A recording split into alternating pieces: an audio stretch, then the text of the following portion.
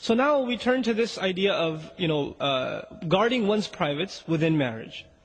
Before a young man gets married in our times nowadays, they've watched a few movies here and there before they made tawbah and they became religious. And they have this idea of what love is and what marriage is. And, brothers come up to me all the time, brother, man, I gotta get married, man. As though like in their head, once they get married, all their temptations are just gonna poof, disappear. And life is gonna be bliss and we're gonna read Quran together, And, it's gonna be just this spiritual experience, right? And there's this fantastic view of what marriage really is. Those of you that are married are probably not even laughing right now because they're like, what?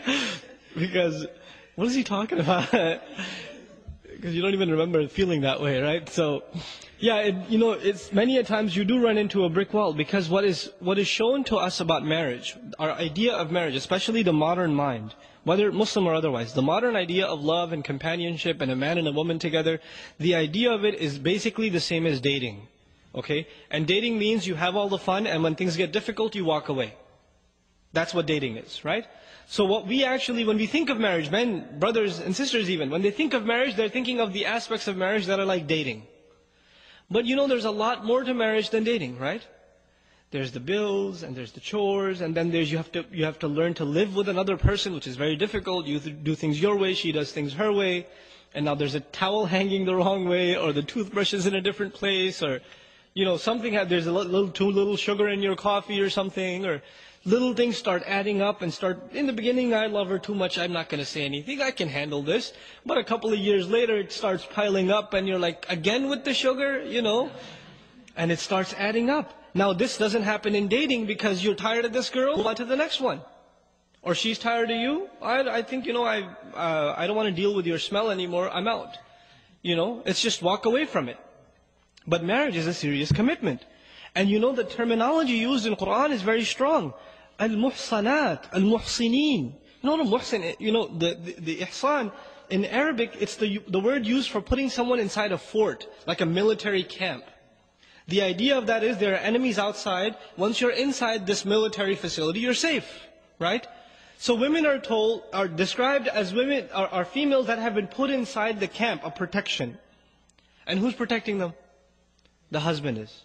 From everything, from sadness, from difficulty, from shamelessness, in terms of ignorance, he's protecting them, he's giving them an education, he's protecting them in every single way.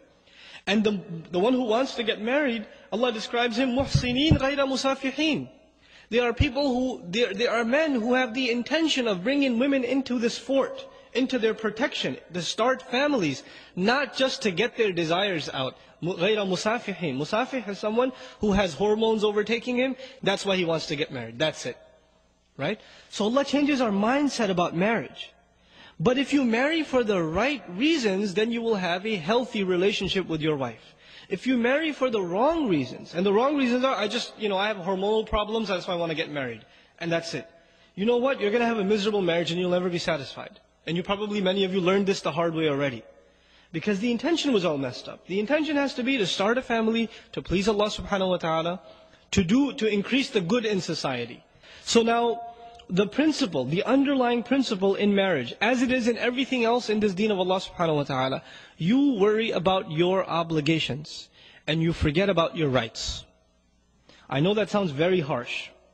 But if you can do that, experiment it for 6 months. Forget about your rights, worry about your obligations. What can I do for my wife? What more can I do for her? Can I buy her a gift? I haven't given her anything for a long time. If she makes a mistake, pretend like she didn't even make it, right? وَإِن تَصْفَحُوا وَتَغْفِرُوا تَعْفُوا وَتَصْفَحُوا. Tasfahu means cover the page. When you cover a page, you can't see the previous page, right? So if your wife makes a mistake, you pretend like you don't even see it, right? Instead of bringing it up and again with this, So you cover her mistakes, and you go out of your way to fulfill your side of the obligations. You go out of your way to show sabr and compassion and overlooking, and even the hurtful comments, you don't respond to them except with a smile, etc., etc. You go out of your way to do your part. Because when you start expecting You expect certain things from your wife. She should take care of me.